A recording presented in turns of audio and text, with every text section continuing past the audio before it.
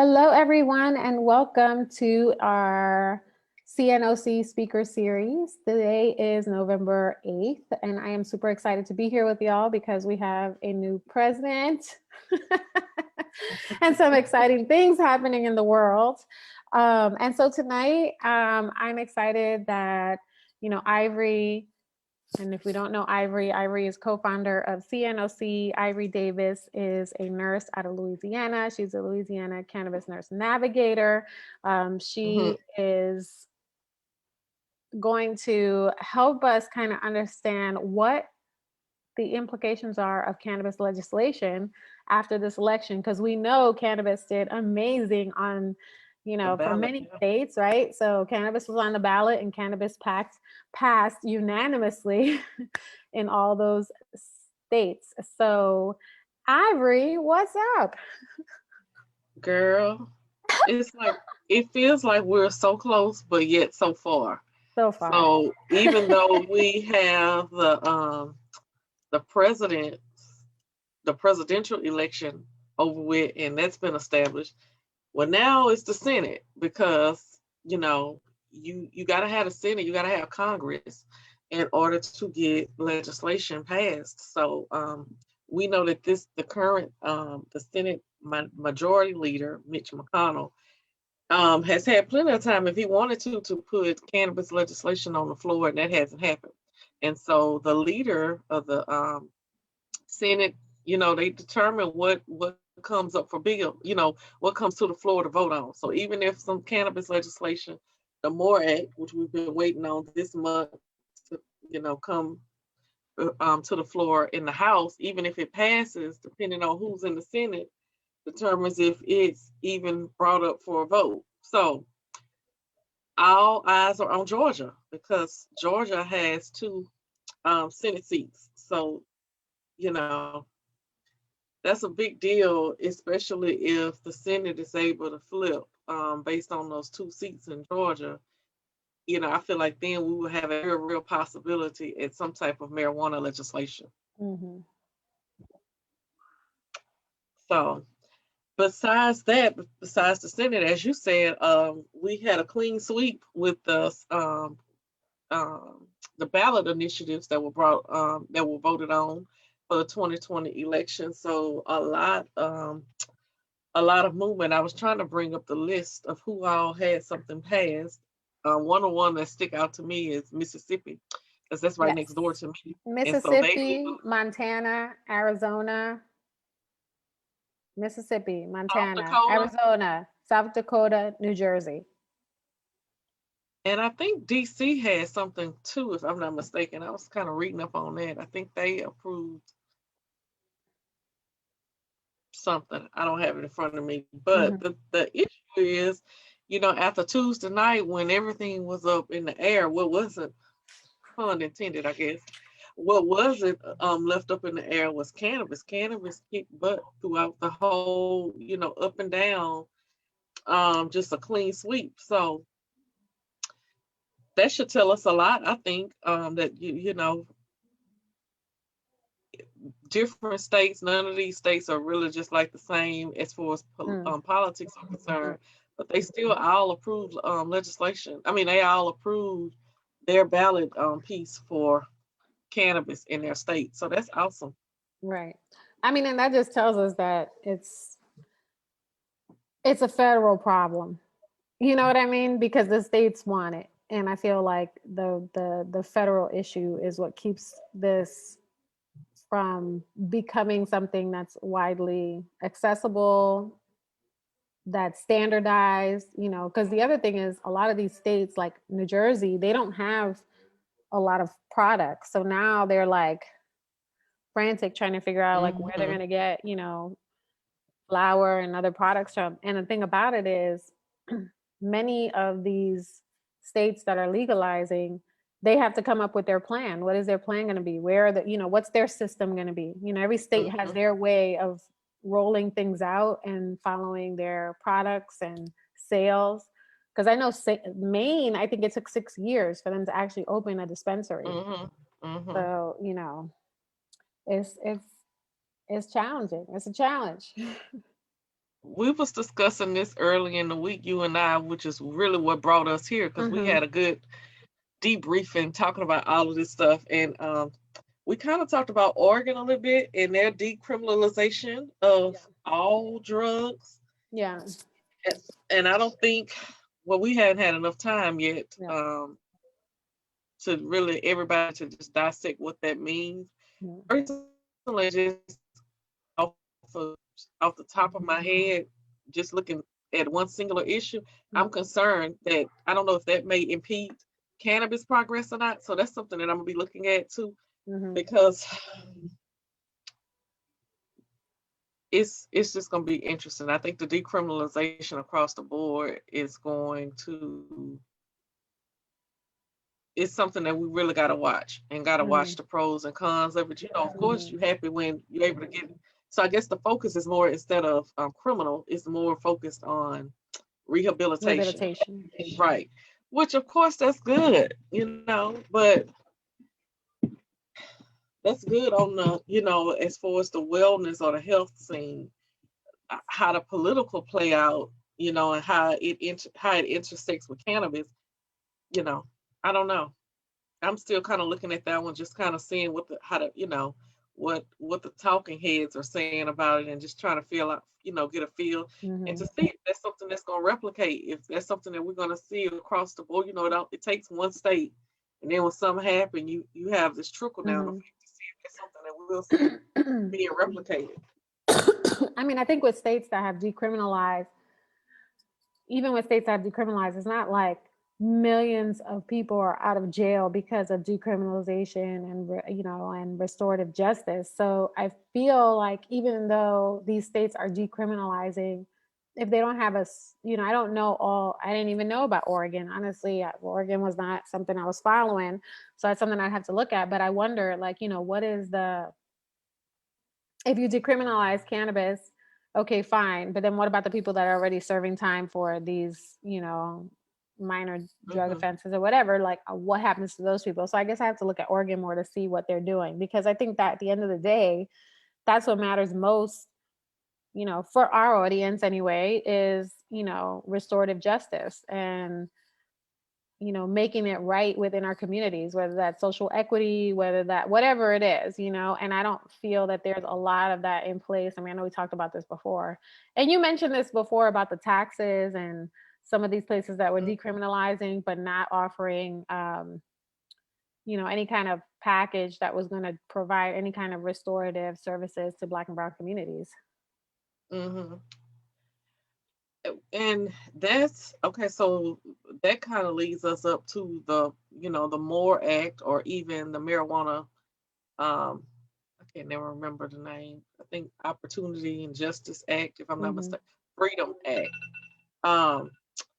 Because those will be the big things that change. You know, when you get to talking about expungements and restorative justice and equity, which is something that I'm particularly interested in, looking forward to, because we talked about this a little bit in our group before, that probably about a week or so before election,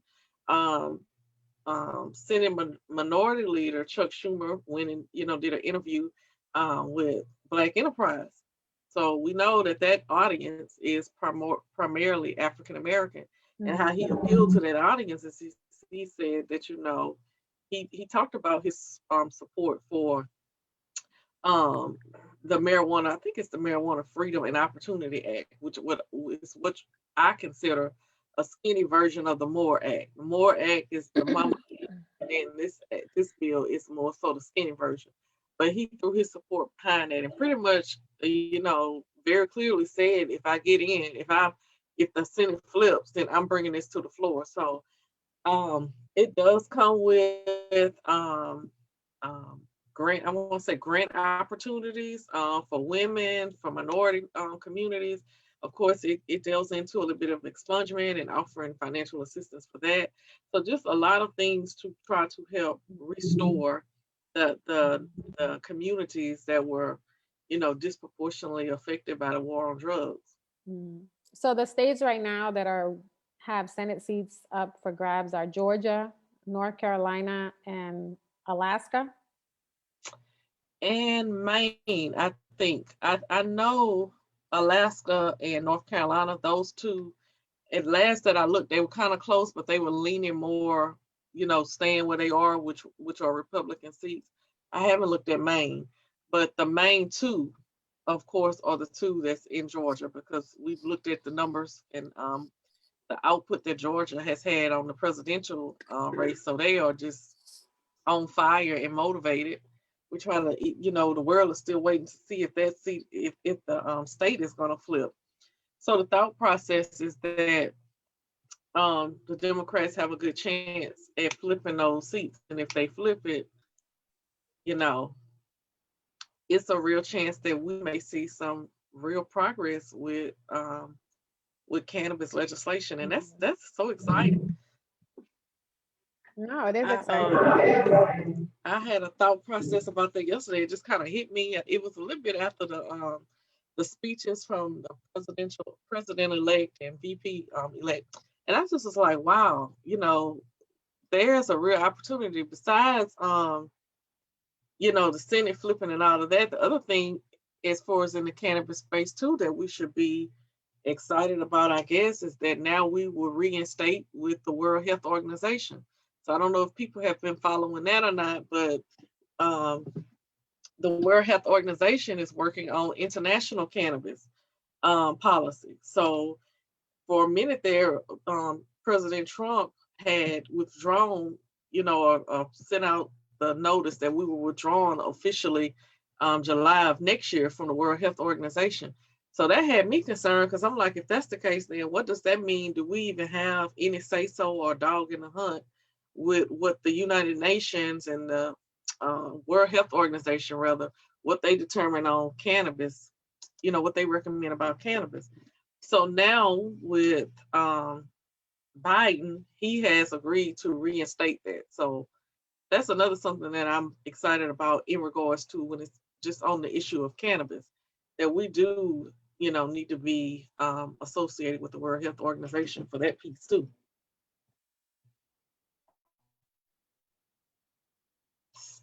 Your phone is muted if you're trying to talk. I said, I know that there was a lot of there were a lot of good things though that I noticed. I mean, this is just superficial anyway, but I know on Twitter, one of the things that was very clear was that other countries were super excited for our for the results of our presidential election. There was so much positivity. I mean, London had fireworks for God's sake. Wow.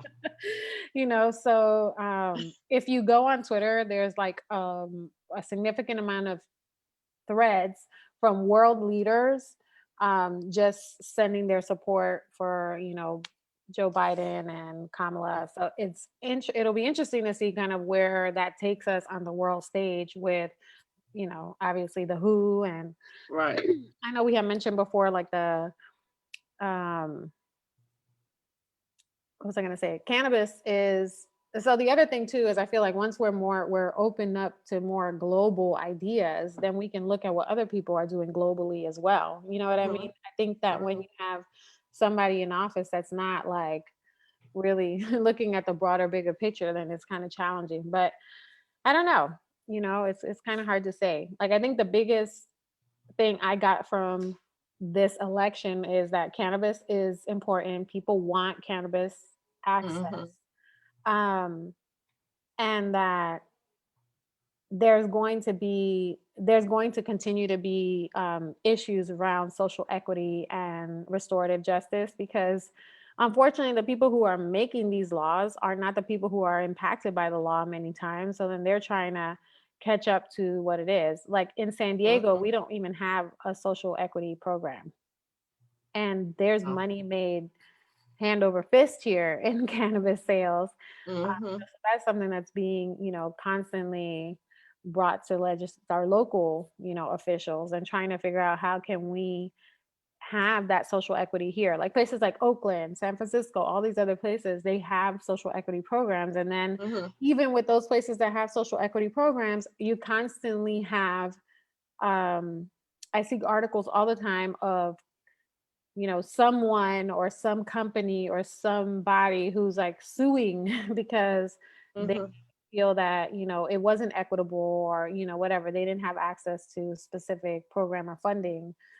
So it's going to be interesting to see how this whole thing pans out. I feel that the country as a whole, we've experienced a lot of more blatant racism as opposed to just the systemic racism that we're used to, you Mm-hmm. know, but more outward racism and things like that. And I wonder, with this change of hands, will even those areas, those smaller, you know, groups, maybe that energy will shift. I mean, we don't know, because it just depends on what those members are and who they are and Right. how that all comes to play. Mm-hmm. Um, but I feel like if you don't have somebody like, I mean, I hate to say it, but like a Trump that's constantly, you know, that it's such a negative racist rhetoric, and then you move to somebody who has a different rhetoric, then maybe we can possibly get to a place where people aren't, you know, people are at least open to looking at why we need to repair these communities that have been impacted so greatly by cannabis, you know? Correct. Correct. And one of the things, as far as when we talk about cannabis legislation, like with the MORE Act, for instance, one of the things that I worry about is I'm just hoping that um, the community, the cannabis industry, that we are jailed, like we are on one accord. Because this is such a big polarizing issue. We finally are coming, hopefully, to a point to where it's historical, because even if it Mhm. comes to the floor for a vote in the House, like I don't want us meaning the cannabis industry as a whole, to then when we finally got this golden opportunity, just to let it go away Mhm. because we may not believe in restorative justice. I Mhm. mean, I don't understand how you can operate in this space or be a member in this space, in the cannabis space, knowing the history, knowing how we got here, knowing why we're even here, and then having having an issue with, you know, because with the tax part, using that as a whistle. Well, you know, the taxes, point blank and period, is what's going to fund the equity. Yeah. So I think as people in the industry, we have to figure out if the equity is important to us, because that's how it's going to be paid. When we talk about expungements, and expunging records, that's illegal. That's, Mhm. so when you talk about we're going to expunge, which is the E in the MORE Act, how do you do that? You do Yeah. that by providing assistance to people who need legal services. So it's a process to get an expungement. That's a piece of equity that's offered in the bill, which is funded by taxation. So I'm always a little eerie when I hear people, say, well, we got to be careful with taxing because we want people to have their medicine, which we do, of course we do. But Mhm. that goes to another issue too. Right now, anyway, cannabis is a privileged medicine. So even if And you it's so own expensive. cannabis, yeah, it's expensive. It's already expensive. It's already privileged, which is a issue in and of itself. So I don't think that it's fair to have this industry kind of locking heads on the Mhm. taxation or not. We know that it has to be taxation in order to Mhm. fund this stuff. And I would hope that the industry as a whole, that there wouldn't be any argument or dispute on if equity, not having equity is a non-starter. And I thought that once those that are incarcerated were released from prison, that they were going to be the first given jobs, and that was going to be a better way to make the cannabis industry bigger by giving those that have been incarcerated for the cannabis jobs to work in the growing or working, cultivating, working Hmm. in the dispensaries and stuff like that. Like, because they know the Right. they know the measurements. They know cannabis, and that will be a bigger way to increase the cannabis industry. Right. I think every state has their own, like, what it's going to look like type of thing, and I think that's where the challenge comes in. You know what I mean? Because every state has what their restorative justice or whatever social equity or whatever it is going to be. And again, because we don't have legalization, Yeah. yeah, there's no it's like everybody's making up their own rules as we go. So that's one of the reasons why I'm like, they just need to call it, make it legal, for all states, and then, have a system in place that makes more sense than where we are right now, because this system is challenging and every state is coming up with their own way of doing things. And I think with the MORE Act or the Marijuana Freedom Opportunity Act, I think it will add some form of uniformity. Like some states may go above what's expected, but it will kind of, I think, just from reading the bills, of course, anything can change. But I think it will allow some form of consistency, as far as what's in the bill. Like I think one of the bills I was reading, probably the MORE Act, and like each of them have it to where it designates money, or it'll have some type of law. It has like a state's function in it. So even though it's the MORE Act and it's a more broader federal approach, it does have like a piece where it comes and some type of local agency, I guess, is established to kind of oversee the grant money, oversee the funding, and all of that kind of stuff. Which could be another issue. I don't know how it's going to end up being, but if you're not in a state that's number one cannabis friendly, or to start with, I don't know. The state's piece has this piece and this role, but I'm just hoping to hear more hoping that this legislation offers more of a mandate and consistency across the board, to where state can't just opt out if they want to, because that's an access issue, which is what we already have now. You can be in Louisiana and don't have access to something that people in Cali have access to. So I'm hoping that the legislation does offer some form of consistency. No, I mean, it's something that we need. And I know for sure, I mean, even things like CBD, I mean, there's states you can't even have CBD flower. So it's interesting to me how it can be so varied. Mm-hmm. It can be so varied across the board. But now that the election is over, because I know a lot of people are kind of like, okay, well, now the election's over, waiting for counts, et cetera, et cetera. What is something, because you're you always keep us connected to the politics. What is next steps that we can do? What are things that we can do as, people in the industry? And, now that we're in a post-election, environment, what are things that we can do kind of to continue towards, advocacy and legalization and decriminalization?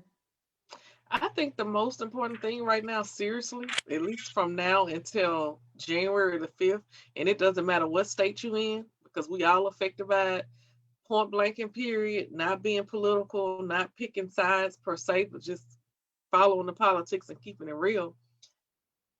We're at a point to where if we want cannabis legislation, the Senate has to flip, period. The Senate has to flip. If you want cannabis legislation, right now we need to be helping the Senate flip. And how we help the Senate flip is there are two special runoffs that's going to go on in Georgia. And so for me, I have signed up to make calls. I got a text message alert today that I had to opt into or whatever to help with that piece. Of course, I've donated to candidates. I will be donating to these two candidates. And those are just some of the most important things that we can do now until January the 5th. After that, I'm not really sure, because I think it would determine what Congress makeup is. And a lot of these races are still kind of outstanding. I don't know, because I think that'll give us the feel for what the appetite is for cannabis. So we'll have to see. But my answer would be, in short, now until January the 5th, if we are serious in this cannabis space, because that's another thing I want to say too. Cannabis won Tuesday night overall, but not necessarily Black cannabis, meaning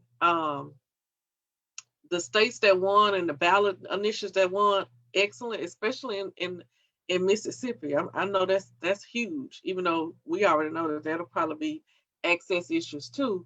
That's huge. But in order to get the restorative justice pieces, like those things that passed Tuesday night, as great and awesome as they are, no restorative justice initiatives, no equity initiatives. So those are the things that I'm going to be looking forward to make sure that this mandate of people that came out and voted for this election, those people are voting, and this is one of the things that they are looking forward to. So.